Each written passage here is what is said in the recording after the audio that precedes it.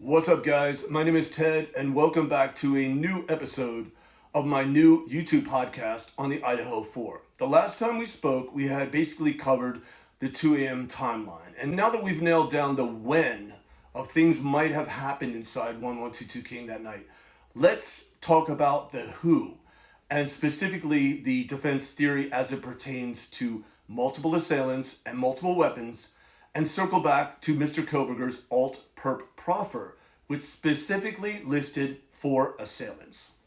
And why this is super important is because we have brand new intel from Dr. Turvey indicating that the defense theory at trial was going to be that, in fact, there were at least 3 different edged weapons used in these attacks. So we have the 4 assailants from the proffer itself, and then we have the new intel that at least 3 knives were used, and then we know there was a 4th second lethal force weapon that was used on Ms. Gonsalves. So the defense theory makes perfect sense from that lens.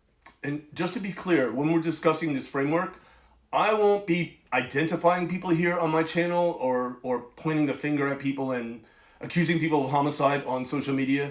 Like I said, my background is in science and engineering, and I'm really driven by the data itself and the evidence. And to be completely honest, the who aspect of it, the detective aspect of it has never really interested me. And just to be clear about something else, I've noticed in the true crime community, there exist these factions of people and these divides within the community itself, as far as what types of groups of people might have been involved in these crimes. And some are saying, oh, it's the frats, and other people say, oh, no, it's narcotics are involved. And then some are convinced it's a crime of passion. And just to be clear, I don't subscribe to any particular faction of people. I do know is in the 2 a.m. hour, it's clearly evident that there was a group of people inside that home that were clearly very upset with these 4 victims for one reason or another. And it does appear as though these 4 victims were in fact targeted, as we heard from law enforcement very early on. And just to conclude on that, being from Greek life myself, we have to keep in mind that frats and Greek life and narcotics go hand in hand on college campuses in present day. That's been like that forever.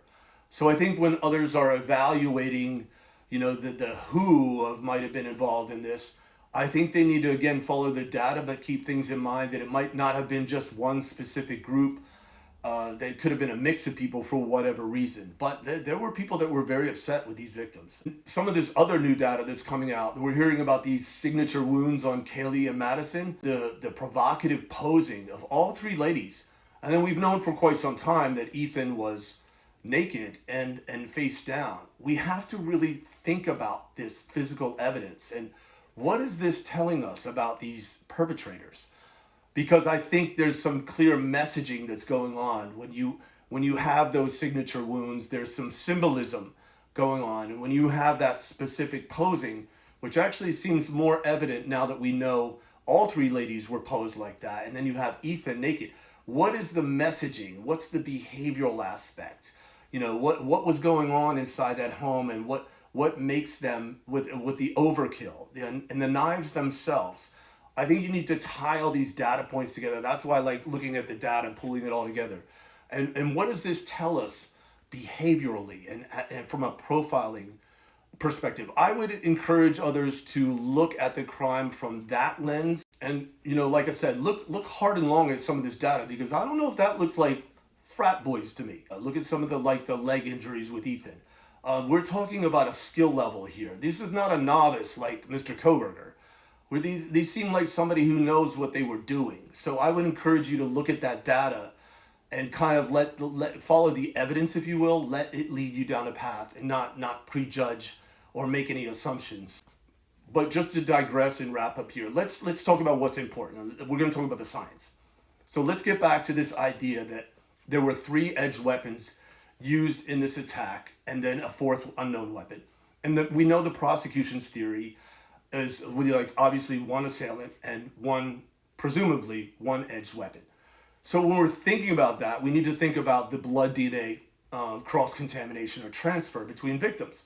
So naturally, if you're thinking 1 assailant, one weapon, and he's starting up on the 3rd floor, then we would have expected to have found a significant amount of blood transfer between Kaylee and Madison down in Ethan and Xana's room. We don't have that.